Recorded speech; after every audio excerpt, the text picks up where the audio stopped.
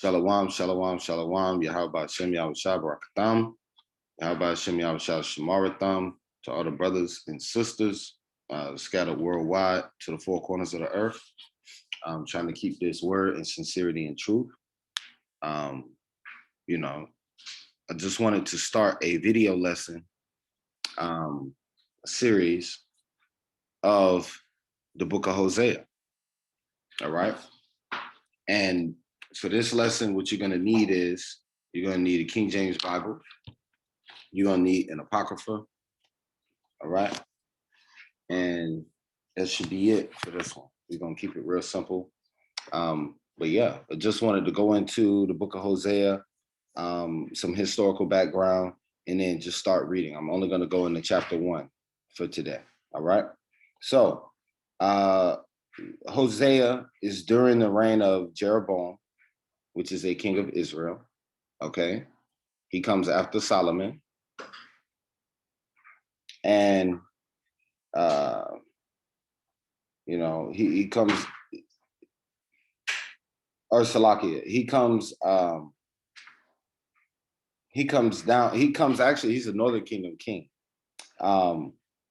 And he's in the days, it says, we're going to read verse 1, actually. Let's read verse 1. But let me give you this background real quick. So the book of Hosea is a book concerning visions that Hosea sees about the northern kingdom. All right. He prophesies somewhere probably between 760 BC and 720 BC. And this is during the first temple period. All right. So the prophecies that we read, we need to understand them, knowing that historical information. Okay. All right. Verse 1. The word of the Lord that came unto Hosea, the son of Beeri, in the days of Uzziah, Jotham, Ahaz, and Hezekiah, kings of Judah, and in the days of Jeroboam, the son of Joash, king of Israel. The beginning of the word of the Lord by Hosea, and the Lord said to Hosea, Go, take unto thee a wife of whoredoms and children of whoredoms, for the land hath committed great whoredom, departing from the Lord. So he went and took Gomer, the daughter of Diblaim, which conceived and bare him a son. So the Lord asked Hosea to take a daughter of whoredoms. All right. And this is a spiritual thing. This is a spiritual thing because we understand that whoredom represents idolatry. Okay. We understand that whoredom represents idolatry. And so we're going to grab a precept here. All right. And it's going to be from the book of Wisdom of Solomon, chapter 14 and verse 12.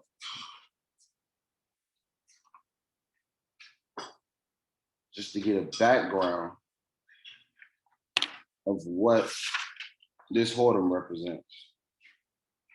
It says, for the devising of idols was the beginning of spiritual fornication, and the invention of them, the corruption of life. All right. So spiritual fornication, okay. Whoredom is a type of fornication. Let's go into this real quick. The word fornication has to deal with unlawful sexual activity. And so whoredom would be a type of fornication.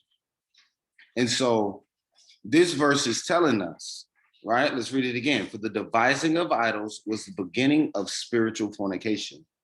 So when it tells him to marry a wife of whoredoms, that's the connection to what Israel did to the Most High, because we were devising idols, and therefore we became spiritual fornicators, which also means we were a wife of whoredoms. All right. Israel was a wife of whoredoms, and the Lord was a faithful husband. So we got to understand that, because that's going to give us the context and the backdrop of the whole book of Hosea. Okay, let's keep going. Verse 4. And the Lord said unto him, call his name Jezreel, for yet a little while, and I will avenge the blood of Jezreel upon the house of Jehu, and will cause to cease the kingdom of the house of Israel. So look, the Lord said, call his name Jezreel, right? That first son. And that first son who was born of Gomer, right? And his name is Jezreel. But the Lord will cause to cease the kingdom of the house of Israel. So now we got to get another precept so that we can see where this happened in prophecy. Because it would be improper for us to take that prophecy right there and say that, see, the Lord's going to do away with Israel. That's not what that means. We must read this in the proper historical context, which is why I told you before that this is during the first temple period. This is at 760 BC to about 720 BC, right? Before the destruction of the kingdom of Israel, because we still had a king of Israel at this time. So the northern kingdom has not been destroyed yet. The northern kingdom has not been carried away into captivity yet, all right? So let's understand what this verse is talking about. Isaiah chapter 7 and verse 8. For the head of Syria is Damascus, and the head of Damascus is Rezin. And within 65 years shall Ephraim be broken, that it be not a people. So we've taken two prophecies from different prophets, speaking of the same event, and matched them together. All right. So that's where we're at right now. Isaiah is speaking of the downfall and the destruction of the northern kingdom, and Hosea is as well. Okay. So we have 2 or 3 witnesses, right, to establish the matter. Let's keep reading. Back in Hosea chapter 1 and verse 5, and it shall come to pass in that day that I will break the bow of Israel in the valley of Jezreel. Now the Lord, once again, the Lord is a mastermind. So he's giving you a prophecy that perfectly points to what's going to happen. I'm going to read it again. It shall come to pass at that day. Remember, we're talking about the destruction of the northern kingdom only. That I will break the bow of Israel in the valley of Jezreel. Okay, let's get 2 Kings 15 and 29. Because remember, once again, we have to start reading the Bible and breaking it down with the events that occurred in the Bible, right? Now, if we're dealing with an end time prophecy or a future prophecy, which we're going to get into a little bit in the end of this chapter, if you're dealing with that, then now you can start applying that to future events and to events that are happening now. But we can't take a prophecy that's speaking of the immediate context of the Bible and apply that to something outside of the Bible, because that's not proper biblical exegesis, all right? So 2 Kings 15 and 29. Let me get that real quick. It says, in the days of Pekah, king of Israel, came Tiglath-Pileser, king of Assyria, and took Ijon and Abel Beth Maacah, and Janoah, and Kadesh, and Hazor, and Gilead, and Galilee, all the land of Naphtali, and carried them captive to Assyria, right? So very funny that Tiglath-Pileser, king of Assyria, took all of those lands into captivity, man. And guess what? When you take a people into captivity, you have to destroy them. You're not being nice to them when you take them into captivity. You have to destroy them first. And so this is exactly where we are right now. As we read the prophecy in Isaiah 7 and 8, and as we read in Hosea, the Lord, his word came to pass in the days of the Bible, okay? And we see these prophecies unfold in the pages of scripture. All right, let's keep going. Verse 6, and she conceived again, speaking of Hosea's wife, right? And she conceived again and bare a daughter. And God said unto him, call her name Lo-Ruhamah, for I will no more have mercy upon the house of Israel, but I will utterly take them away. But I will have mercy upon the house of Judah, and will save them by the Lord their God, and will not save them by bow, nor by sword, nor by battle, by horses, but by horsemen, nor by horsemen. Now, when she had weaned Lo-Ruhamah, she conceived and bare a son. So The second child. So remember, the first child's name is Jezreel. The second child's name is Lo-Ruhamah. Okay. Now, this is what we got to understand. So after the Lord judged Israel, what happened to the southern kingdom? The southern kingdom stuck around, right? And this is what Hosea is teaching. The southern kingdom is going to stick around after the destruction of the northern kingdom, all right? Because the Lord will have mercy on the house of Judah and will save them by the Lord their God, and will not save them by bow or by sword, right? And he's saying it's going to be a spectacular salvation. So the house of Judah, hold up, let's backtrack. Hosea chapter 1. The word of the Lord that came unto Hosea, the son of Beeri, in the days of Uzziah, Jotham, Ahaz, and Hezekiah, right? Hezekiah is when this happened. This is when the northern kingdom was destroyed, and the king of Assyria tried to come down and threaten Judah in the southern kingdom, but Hezekiah was the king. And Hezekiah prayed to the Lord. And the Lord saved Israel, not by bow, not by sword, not by horsemen, not by battle, right? It was a spectacular salvation. Remember what happened. The king of Assyria came down, threatened the southern kingdom. He was going to destroy it, right? Hezekiah was like, yo, man, I'll do whatever I got to do. Just don't destroy the city. He prayed to the Lord. The Lord sent the king of Assyria back to his hometown. And when he went back to his hometown, his children killed him. That was the strange salvation of the people. So sometimes when we read prophecies in the Bible, and I'm going to give you the reference for that when I find it. But sometimes when we read these prophecies in the Bible, we try to over-apply them. We try to over-apply them to everything in the future times, everything in the last days. And it doesn't work like that. All right. We got to be fair with the text, and we got to understand that everything does not apply to an end time prophecy. Okay. Hold on, let's get this real quick.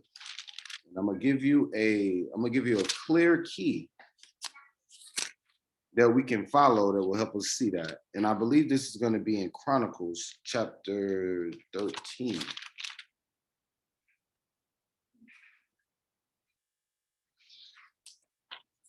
Lucky. Nope, it's not 13. Maybe it's all right. Hezekiah. There we go. All right. So we at the end of the book.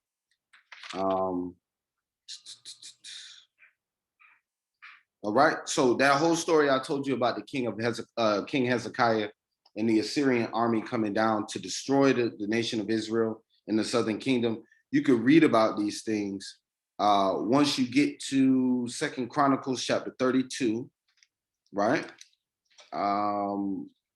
2 Chronicles chapter 32. I would say 1 through about 23. All right. So mark that down as well, because that's how that prophecy was fulfilled. That's how that prophecy was fulfilled. And once again, we got to stop oversimplifying the Bible. The Bible is a spectacular book that you have to be a scholar to break down. It's not a book that just any man can pick up and break down. You have to be a scholar to break this thing down. You have to understand history. You have to understand archaeology, and you have to understand prophecy. Okay. And moreover, you have to be given the Spirit by the Most High. All right. So let's finish this up. Verse 9. So now we getting the third son. Now check this out. This is spiritual. You got one son called Jezreel. You got one son called Lo-Ruhamah. And you got the third son get ready to be named. Verse 9. Then said God, call his name Lo-Ami, for you are not my people, and I will not be your God. So the Lord is saying, call this third son, you are not my people. Now, let's look at this spiritually. You got the southern kingdom and you got the northern kingdom, right? You got the people who departed from the Lord, right? The children of whoredoms. So that's the first son. That's the northern kingdom. They departed from the Lord right off the bat. All right. Then you got Lo Ruhamah, right? I will no more have mercy on these people. Okay. So still speaking of the northern kingdom, Salakia for what I just said. This is all three of these children represent the northern kingdom. All right. But the second one says, I will no more have mercy on these people. So now these are the people who are going into captivity. All right. Then now the third name for the third son is Lo Ami, which means La'a Amyah, right? Not my people. That's literally what that means. So Lo Ami means not my people. And so guess what? The northern kingdom at a point in time becomes another people that's not the Lord's people. They become the Gentiles. Look at what Hosea is teaching you, man. The northern kingdom becomes the Gentiles that are not the Lord's people. They are not called by his name, right? Let's keep reading. Verse 10, yet the number of the children of Israel shall be as the sand of the sea, which cannot be measured nor numbered. And it shall come to pass that in the place where it was said unto them, you are not my people, there it shall be said unto them, you are the sons of the living God. Genesis 22:17.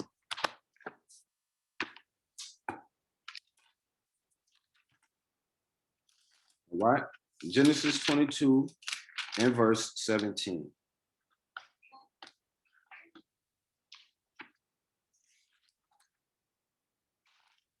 And it reads, that in blessing I will bless thee, and in multiplying I will multiply thy seed as the stars of heaven, and as the sand which is upon the seashore, and thy seed shall possess the gate of his enemies. And in thy seed shall all the nations of the earth be blessed, because thou hast obeyed my voice. This is the Lord speaking to Abraham, all right? According to verse 15, if you want to quote that or reference that, all right? So the Lord is speaking to Abraham. Now, why is this promise still being applied to the children of Israel, although they are not his people, although they have been casted off, although they have been cut off as a nation, and he will have no more mercy on them?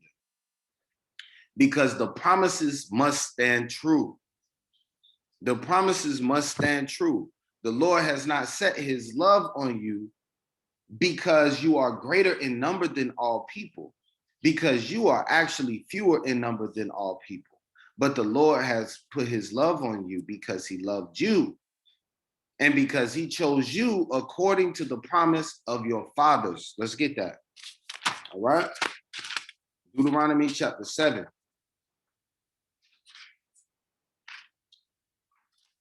Let's get that. And look at this. Verse 8.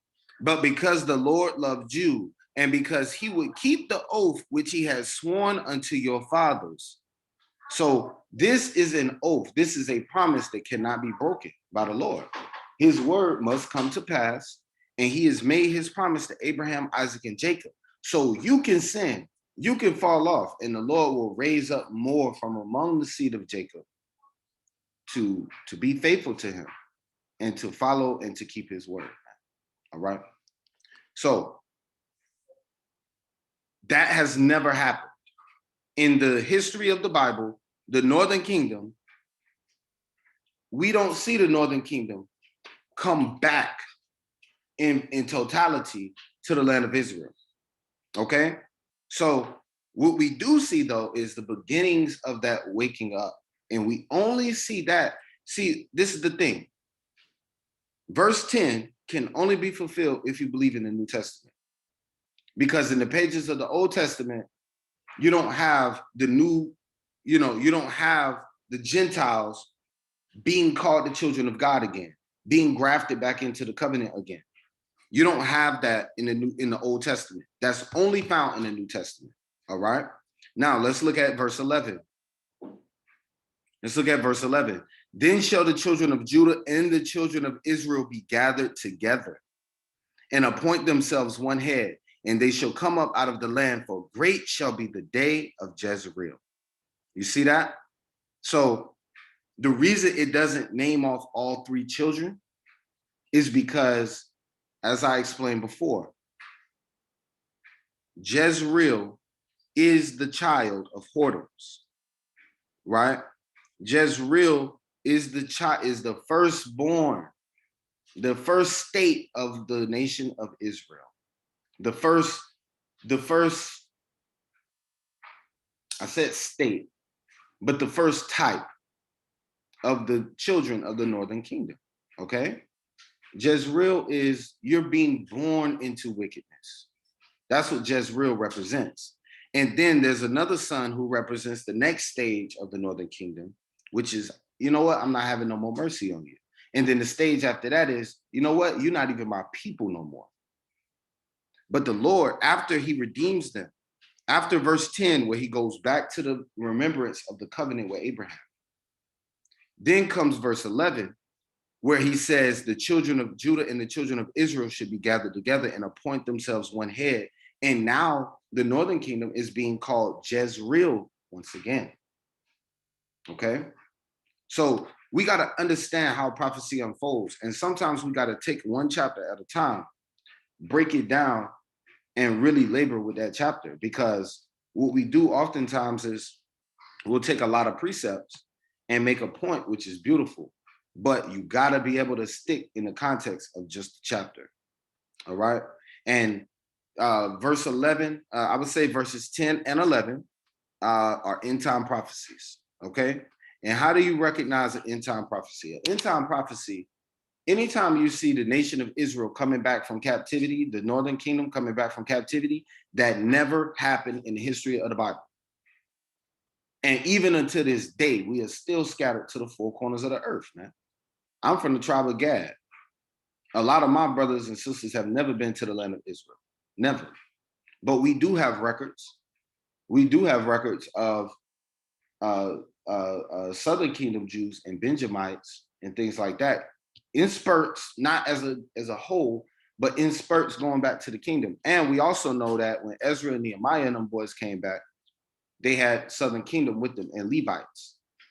So we've never in the history of the Bible seen the Northern Kingdom go back to the land, except for to visit in the book of Acts, right?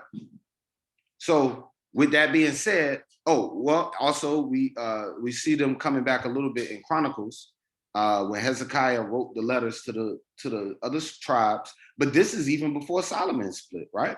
So after the fall of the Northern Kingdom, we don't see them come back except for in spurts. We never see them come back as a whole. And so anytime we see that in the Bible, it's automatically end-time prophecy. All right. And anytime there is a return to the covenant of Abraham, Isaac, and Jacob, that's also an end-time prophecy. Because right here it says, yet the children of Israel should be as the sand of the sea, which cannot be numbered or measured. Right. And so that has not happened yet. Therefore, it must be an end-time prophecy. All right. So this is how we properly break down these scriptures. This is how we properly understand what the Bible is teaching. And in that way, when somebody tries to come and use one of these verses in a way that's improper, we can tell them, that's not how that works. All right. So, hey, love y'all. Shalom. That's part 1. I'll come back and do chapter 2 at a different time. Shalom.